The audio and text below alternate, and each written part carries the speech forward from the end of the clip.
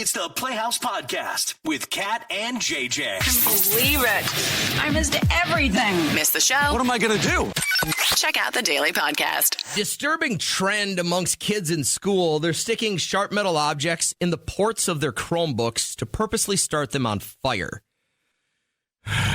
Right? You take a deep breath and you go, what the hell is wrong with these kids? We examined it a little bit early this morning, and if you missed it, you got to find out what this is all about. As a matter of fact, we had a girl who just saw her classmate do it yesterday join the show. It got really wonky, and you're going to hear it in a couple seconds in the podcast. Here we go. Morning, Amy. How you feeling? I'm doing good. How are you? We're great. Thanks for joining us. You got Psychic Kim, and you want to talk about maybe a little bit of rebound action? Is that what's going on here?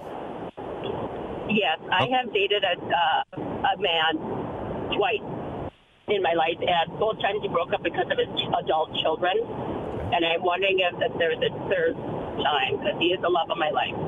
Oh, so is it going to come back around to a third time, Kim? And is this going to be like her forever guy? I actually feel really good with him. And I was like, man, where's the issue? And then you said adult children. And my first thought was, why are you guys letting somebody else dictate your decision and your relationship? So I feel like he is definitely he's your person. So I think you really need to figure out how to set up good boundaries with his children, but also have some respect there. It's a good challenge for both of you to learn to put yourselves first. And what do you really need in a more healthy way versus succumbing to everybody else's decisions for you? How's that, Amy? Yep. That's great. Thank you. Hey, what's the problem with these kids? They think you're kind of skanky or what? No, they're just spoiled rotten. Oh, all right. So you're less of the let's spoil the children, but they want to keep living that lifestyle? Yeah, I got you. Yeah, Well, they were used to a go get him. He's your guy. All right, thank you. You're welcome. Good luck. You can tell she's so happy about They this. use the same excuse that Derek does when he threatens divorce with me. He's become accustomed to a certain lifestyle, and he can't see himself living To hear a anywhere guy else. say that is so ridiculous. I'm going to take you for all you're worth. All right. Brooke, good morning. How you feeling? I'm feeling good. How are you? Good. You got Psychic Kim, and you want to talk about a recent death in your family. Can you tell us what's up? Yeah, I did actually speak to Psychic Kim, I would say about 3 years ago, about my daughter that was medically diagnosed. I lost her 2 years ago, and I did lose my dad from pancreatic cancer. He was battling for 4 years. I lost him in March. Wow. So what would you like to ask then this morning?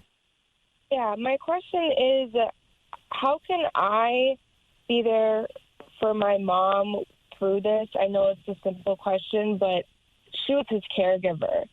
And that's my main thing is wondering about her, you know?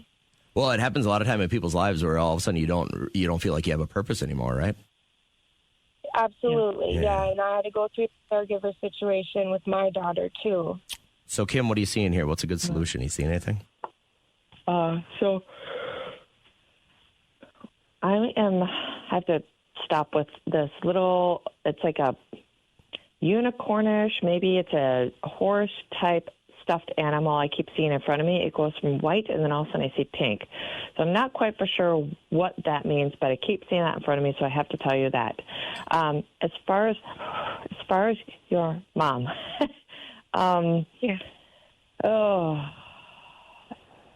there's not an easy way. I hear, for one, it's day by day, which you know that. I keep getting pulled to taking her on trips on water. I feel like I'm going on a boat, and it could be even a local lake. It could just be like I'm getting pulled down to Stillwater, and they have those boats that go down the river, those old-style boats. Oh, yeah, I see that, and then I get pulled to, like, the ocean. Anywhere where there's water, she's going to have more of a healing effect. She's going to feel a little bit better. Each moment gets a little bit better. Then I'm seeing bath bombs, all this stuff with water. Her water. Okay. I want to throw bath bombs in the tub and just let her soak in there. Now they're showing me feet, getting pedicures, all this stuff with water, put it that way. Once and once only. All right, we got Kim back and I got Heather back. So Heather, kind of rephrase your question because I'm not sure if Kim heard it, but it has to do with your daughter and she's 16, right? Yeah, she's about to turn 16, and it's constantly a battle with her father. And now as she's turning 16, it's just becoming a whole lot. So I'm just curious, with everything going on, if there's anything positive that's going to be coming out of all this. Kim, what are you seeing here? Long term, yes, positive. Short term, it's not going to look positive. It's going to be the next couple years. Aren't going to be the best. I will tell you that right now. I see my arm getting pulled here and then I'm getting shoved over there. Like I'm just going back and forth, and I don't know what to do, where to go. And then I'm trying to create what I feel are healthy boundaries. So she's really struggling inside to know what is the right choice. The best thing you can do is help her understand boundaries, help her understand people's personalities, that it is not her they're like, help her understand what is her fault and what somebody else's fault is. Like, so she should not be putting blame on somebody else's thoughts and opinions for her actions. So this is you're supposed to help her understand who she is, why she's thinking the way she's thinking, helping her process through all of that information, and she can be an amazing almost counselor, therapist for her friends, for you guys in the future. It can turn into a really good, positive thing. But right now, I'm getting so confused, so lost in my head. I don't know who I should play nice to and who should I try and put the boundaries up. And I just feel she's lost. This is where you get to step in and help her figure that out. Don't let her run. So not an easy journey, but she's going to get there? Yeah. Yeah, all right, Heather. Hopefully that gave you some clarity. I hope you have a good morning. Thank you. You're welcome. Take care. Hi, Jenny. How are you today? Good. How are you guys? Good. Thank you for actually asking. I'm sorry to hear about your dad. How long ago was it that he passed? About a year and a half. Okay, based on that, your question for Psychic Kim is? Yes, when it was very sudden when he passed away, we were brought to the hospital, and within about a day he had passed away. They had to intubate him, and we were there with him when he passed, but we never actually got to talk to him or anything like that. Just wondering, like I said, if he was able to hear us, how he's doing now. We're kind of struggling with things right now with our 13-year-old with like some substance abuse issues, and we see a lot of similarities in him with my father, and just wondering if there was anything, if he's going to be okay. Let's start with Dad, Kim. What are you seeing? I was feeling almost everything around me was black, but I could hear stuff, and I'm like, man, what am I hearing? So it made sense when you said he was probably more in a coma state at the very end. And, wow. Oh, okay. That's deep. Yeah, my lungs just feel like I can't get air right now, so I'm just kind of sitting with that for a sec. Then I see like a lot of like smoke around me. Either I don't know what type of smoke this is, if it's cigarette smoke or what, but it doesn't feel good in my lungs. Is it the pulp? Oh, what's that? It's not the conclave? Right. Oh, there's smoke. No, it's more like cigarette smoke or like some sort of toxic smoke, breathing that in. And, okay, then I get pulled to your son all of a sudden. With his, I feel like I'm drinking and playing with some other stuff too. That's not on, wow, I heard that's not on me. I didn't teach him that. Oh my goodness. And like, just like that. Nope. Doesn't want to take ownership of teaching that. It's like, I did it on my own. So for your son, it's not, there is a little bit of a DNA tie to this. There's a like addictions type role in it. It's more, I'm pulling him out of situations. I want to grab your son. Actually, I want to grab him up from the back of the oosh. I feel like this might be like somebody on the other side. I can't tell you if it's your dad for sure or not, but somebody on the other side is grabbing your son on the back of the neck and like lifting him up like a little cat would lift up, like a mama cat lifting up the baby cat, lifting her up, and then like I'm pulling him out of the situation, saying, sit over here. This is what you're going to do now. So I feel like he needs a little bit more direction, a little bit more rules, if you want to call it that way. I want to pull him out of wherever he's at, whatever school, the friends. I want to pull him away, and he needs to start helping other people. He's a very, very, very good person to help other people. Like if I threw him in a room that has some people who have like severe autism and they just need like a para. They're like, he would be amazing to do that type of work. He needs to help other people. If he doesn't feel like he's being of service to another person to make them feel good, that's when he's going to start drinking. And it's like, then he didn't, with your dad then, he didn't feel that he could help him. And it hurts him, the fact that he can't help people that could need the help or want the help or need the help. Your son takes it against himself. So he's beating himself up because he's not in the right place to help somebody. A little clarity there. That help?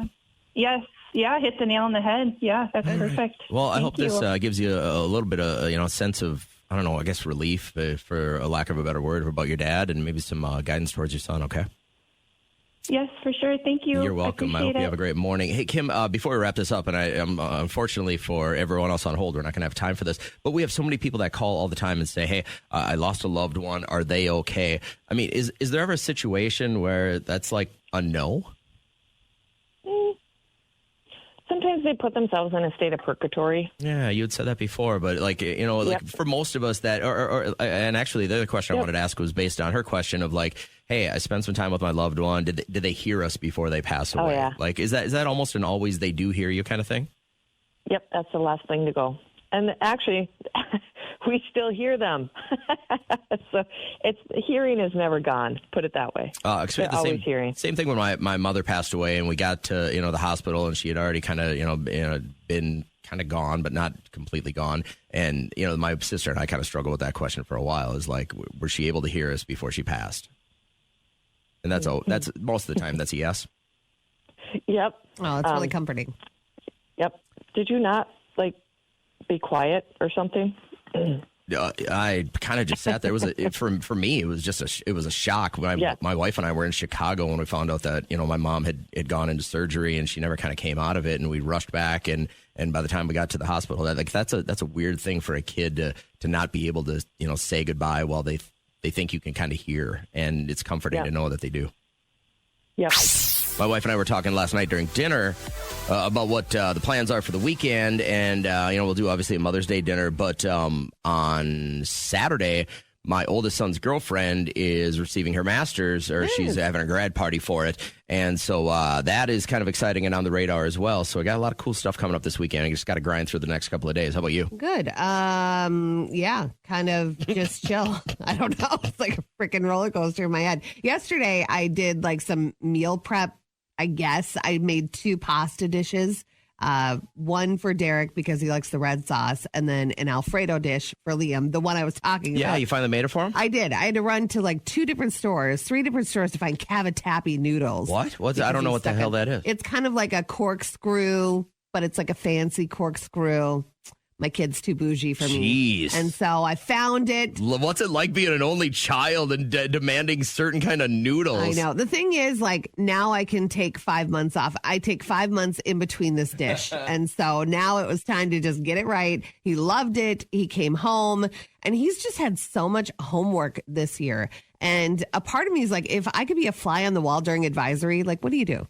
Do you get your homework done? He might just be goofing with his friends, you know what I mean? And then he's just, some kids do that. I used to do that all the time. I would rather goof off in school with my friends and then do homework at home. I was never good at using a study hall to study. I know, but I need him to grasp that because I'm why wouldn't you want to get home and relax? Why do you want to sit and do homework when you get home? I want him to go outside and have fun and play and do whatever.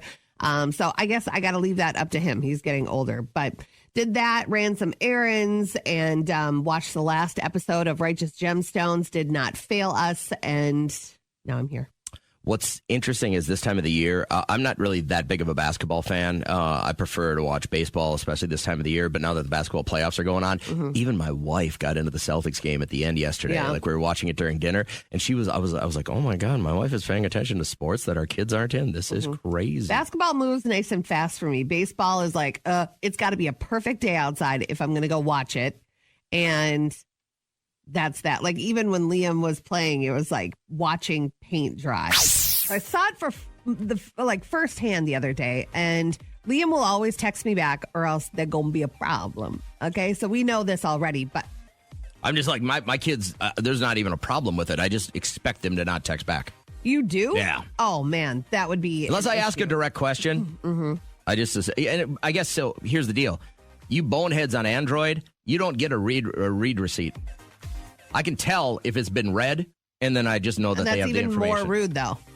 So you did read it, and you don't want to even throw me a thumbs up. Unless you're asking me for a response, like, what do you think about this? If I just say, hey, Nolan, you have to be home by 11 tonight. I just see that he read it. I don't need a response. I need got it. See you then. Whatever. Some type of acknowledgement. We're still humans. It's okay to respond to people. But Liam was on his phone, and there was a group text with one of the coaches, and they said, the coach just wrote, Happy Easter, guys. And then Liam's like, what do I write? I go, what do you mean, what do you write? Nothing. Say thanks. He goes, I can't be the first one. I can't be the first one to write back. I said, why? And he said that he would look like a pick me. And I said, no, it won't. Yes, It'll look like you just say thanks. You don't have to say, thank you so much, coach. Let me know what you get for Easter. When I send out a message to our team, the first kid that replies is a pick me. Every time. Why did it turn into a pick me rather than just somebody that's courteous and says, thanks, coach, happy Easter? You know what I mean? Like, I feel sad about that. That's really makes me upset. So I look at the person who texts right away, not desperate. I think you're present. I think that you care about the dialogue that's being done. But now more and more, I guess it's like lame to even text back anybody. Hey, Nate, Kat says that texting back is lame, is it? It is. No way. But how old are you? How old are you? 23. So you're in the age range too. So my kid's 12. So is it like a big range of age that just don't text people? My kids don't text back. I think all of you all are just a little old school with this whole okay and not like why. You know, if your phone works and you know my phone works, I got it. You know what I mean? Like, oh my God! Messages. This is giving me anxiety. It is like you are. I can just tell horrible at communication. Like, how do you get through life? First of all, that's why the phone made it to where you can have reactions to text messages instead of actually texting back. The thumbs up, the wow, the smile. Like Apple knows, right? It's pointless. So why can't it? Bingo! How fun! Last week, someone lost an eye at bingo. Bingo! Bingo what bingo? Bingo! Bingo! Listener bingo works this way. You call immediately. If either of these fit, we want to get your story. Maybe you're somebody listening who successfully set a couple up. I would like to say that I introduced Dana and Riley. Cut two. They have a beautiful life. They were both working here. Kids. You didn't introduce them. Well, I said we got a new cute guy in promo. You should talk to him. And then she walked down the hallway, love connection. So I would like to take responsibility for that. She even gave me a shout out at her wedding. So therefore she knows. But this woman created a viral TikTok about advertising her friend, how she needed to, marry her off. She's looking for a boyfriend, and it actually worked. I didn't actually think the relationship will work. We're in Washington. He's in Florida. About a year ago, he left his whole life in Florida, moved to be with my friend Katie. In just a couple days, they will be married. There you go. It's kind of fun. That is a success story. I'm on the hunt this morning for anyone listening who has started an accidental fire. This trend, it's so stupid. These kids in school are sticking metal objects into the ports of their Chromebooks to start them on fire. I mean, listen, I did a lot of stupid stuff when I was in school, but I didn't. Here's the thing is, your parents got to end up paying for that, right? I don't think they grasp that. There are a lot of kids that I interact with, at certain times, and I'm like, I don't know if anybody is talking to you or letting you know things. That you have, I mean, it's a Chromebook. It's got to be $500 at least, right? You are responsible. You have to sign in the beginning of the year, and then the kid has to sign like an oath that he's not going to look up like porno or anything like that. So stupid. Yeah. Hey, young Sophia is on line 1, and you have at least a kid in your school that's done this, right? Yeah, some kid set a little tiny fire on the side of his Chromebook. Oh my God. Yesterday. What do you think when your peers do that? Like, do you just sit there and shake your head, or do you say something to them? What's your next move? I just kind of sat there in my chair and I thought, and I'm like, oh, how dumb do you have to be to set Good for something on you. fire? Is the kid that did this kind of a dummy anyways? I guess so, yeah, kind of. Yeah, don't get mixed up with those kids because teachers already got their number. You know, they know what they're capable of. Yeah, Do you guys just not have enough to do in school that you're starting fire to your own Chromebooks? literally.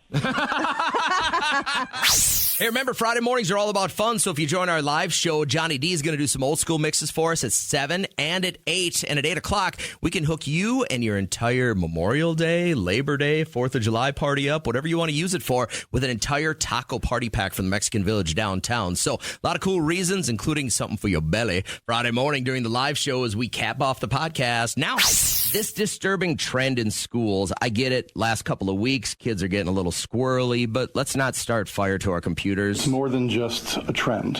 You know, it causes a lot of disruption. It became clear that the damage was done intentionally, that it wasn't a malfunctioning Chromebook, but rather a student had intentionally done things to it that caused it to smoke and eventually melt. The batteries that are essentially catching on fire, once they burn, they're producing this toxic smoke. Okay, so obviously it's hurting our environment. You can get super sick from it, and it might cost your mom and dad $1,000. Mm-hmm. Just Not stupid moves. We heard from young Sophia a couple of seconds ago. She said a kid did this yesterday at her school, and I was kind of on the hunt this morning for anyone listening who has accidentally set fire to something. Remember when my car started on fire? Yes, that was terrifying. I didn't realize that I had an oil leak. I pulled in my garage, and all of a sudden, 20 minutes later, I thought it was on my birthday, and I thought my wife was baking a cake, and she had burnt it. I go, Trisha, that cake is burning. She goes, I'm not cooking anything. And word spread. I was halfway across town, and one of your neighbor's friends called her, and she's like, JJ's garage is on fire. And I'm like, oh, my God. So, I mean, it was luckily just a little smoke damage. We caught it, and the fire department got there right away and got it under control. But I wanted to talk to Shauna real quick because you got an accidental fire story for us, all right? I sure do. Lay it down. So my dad and my stepmom were moving into town, and we were out in the country, and they had this big pile of wood that they wanted burned. So that night, my stepsister and I decided to start burning all the wood, okay? Well, we went to bed to die down. The next morning, she asked my dad if she could shovel the coals into the field.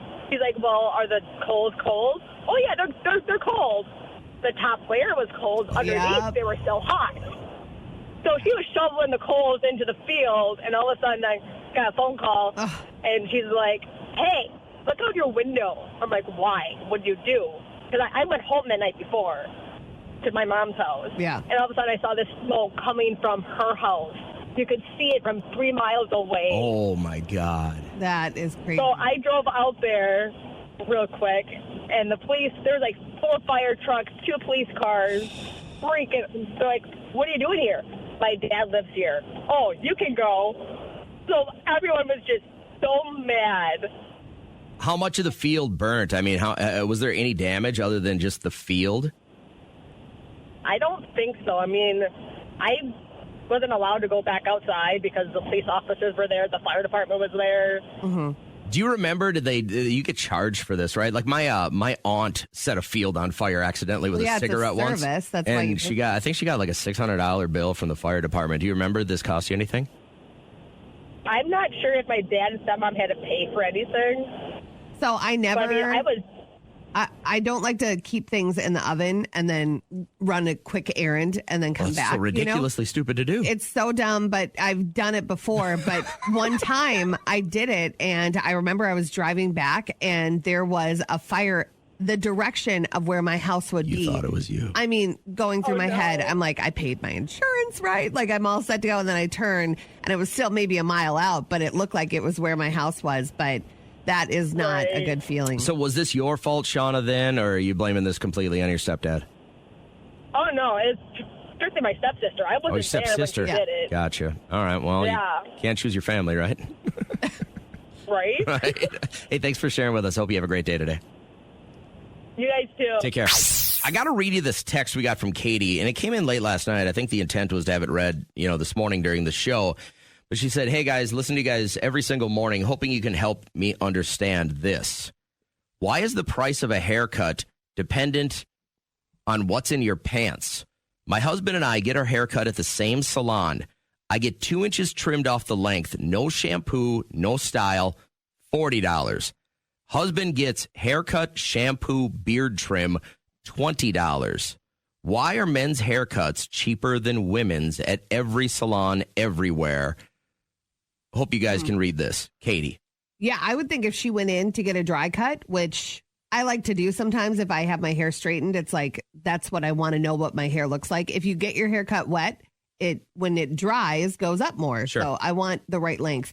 So if it's a dry cut, I mean, that's just minutes. So if he's getting that and then a beard trim and all the fixins, and it's taking longer than yours, I'd love the explanation as well.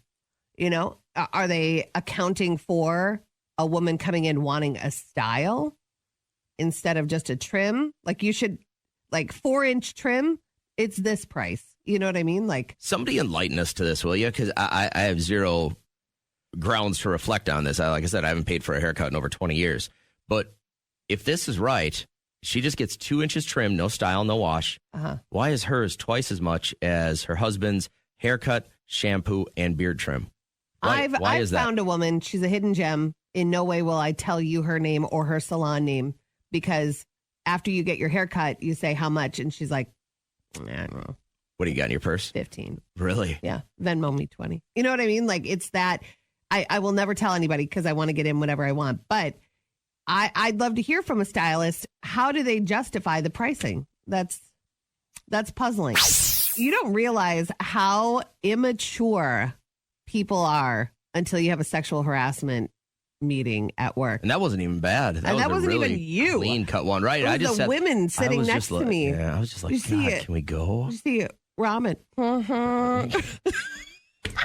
I couldn't even. I was like, the pervious people that we work with are all girls. Absolutely. Yeah, and for sure. and sitting just right next to the CEO, and he was just probably just taking it all in. Like, these are the people that represent us. These are on my radar. Yeah, these are on my payroll. What is happening? Well, but it was funny. So, I mean, I think every company goes through mandatory, training as far as what's sexual harassment in the workplace, what constitutes it, what do you need to look out for? I wanted a video. Those videos are so funny. They were made in 87. Yep. And it was like, hey, Judy, sit on this printer. We're going to take a picture of your butt. George, that really made me feel uncomfortable. It was the worst acting ever. It never happened yesterday. I was really bummed. A lot of us were.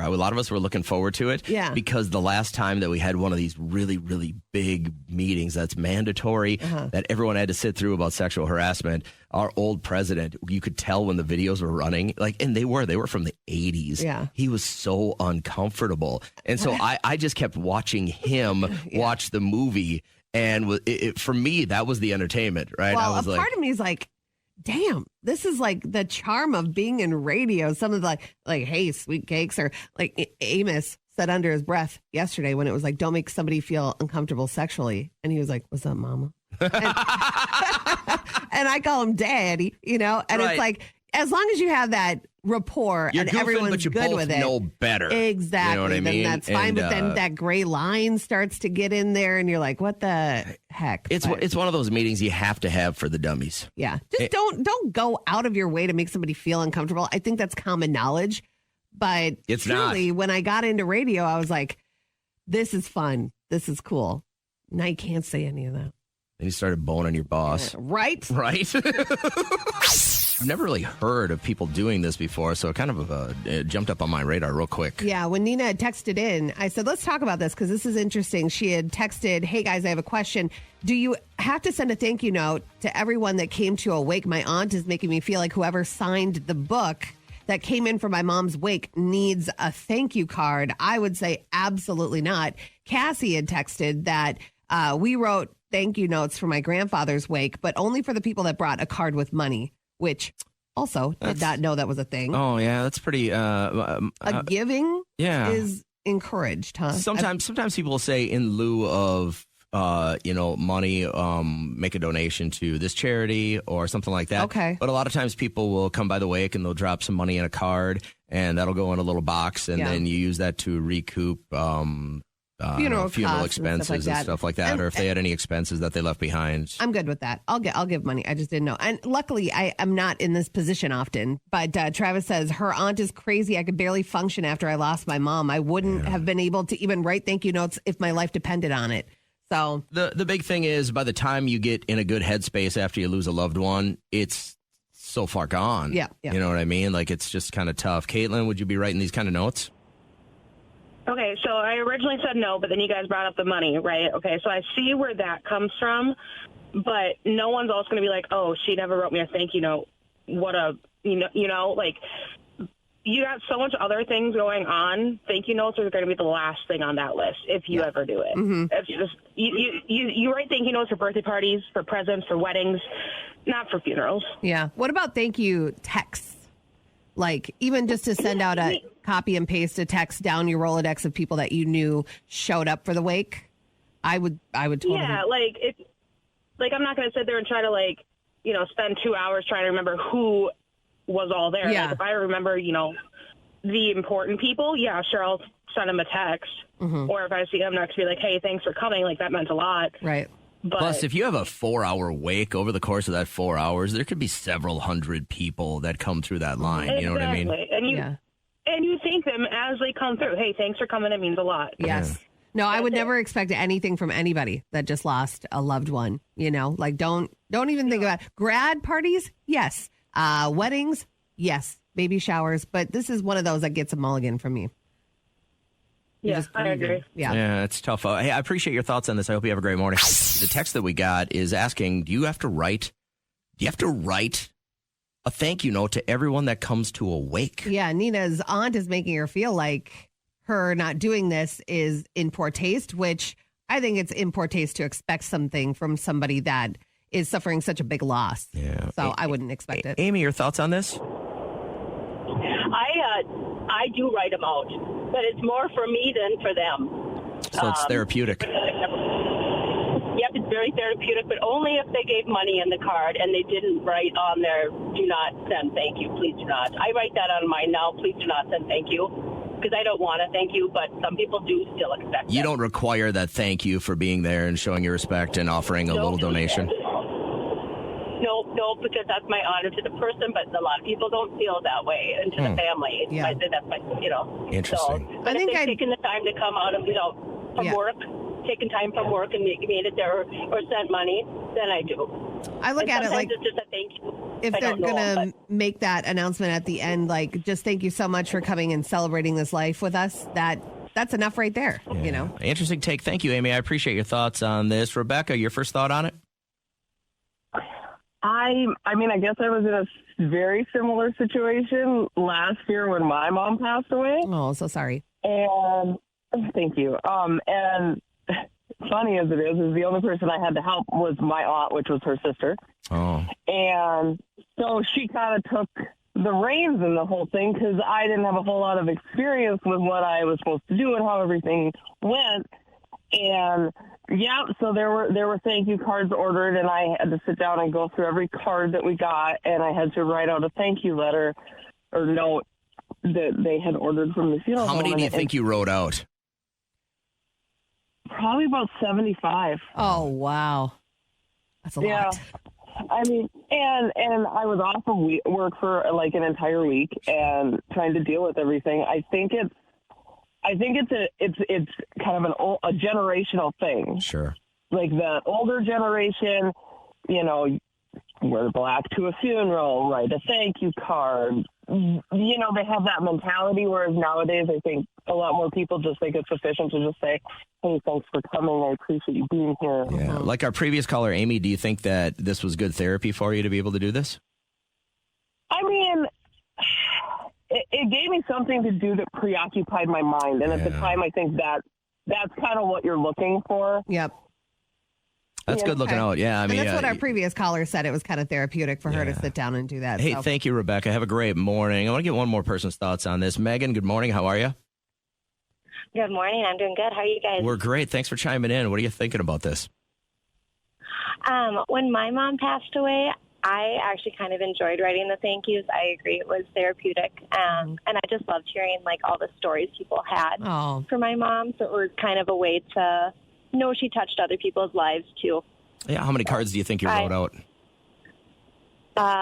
Between all of us, I would say it was well over 100. Yeah. Well, this is interesting to hear. All of these people say that it really did you some good, because we're kind of split down the middle when it comes to texting. Everybody's saying, don't do it. You don't need to do it. But if it does bring you some sort of solace, Sure. I think that's the only thing that Was matters. it kind of on the same scale? You wrote out cards to people that either brought gifts or threw some money in for a donation to charity or to pay for funeral costs. Was that kind of where you drew the line? If they wrote a card, gave money, people that, like, sang at her service or helped with food, we tried to do all those, too, and, like, those that gave flowers. So basically, if you were involved, like her pallbearers, we wrote them to all those, too. Just, we appreciated all the love and support during that time, I guess. So we wanted to thank people for that. Yeah, there's nothing wrong with that. I think that's good. I'm glad that you got called, and I hope you have a great day. Thanks for helping us out. Yep, you too. Thank you. A lot of angles on the surface here that we didn't realize right away when she started talking about pallbearers, people that brought flowers. So it's a little bit more than just the people that are dropping $20 in a card and saying, I'm sorry for your loss. I think I'd venture to say most people would not care if they didn't get a thank you card. Because you understand that they're in that situation where it's just, I mean, there's nothing more earth-shaking than losing a loved one. And then when it happens to not circle back and write thank you cards to everybody, I get it.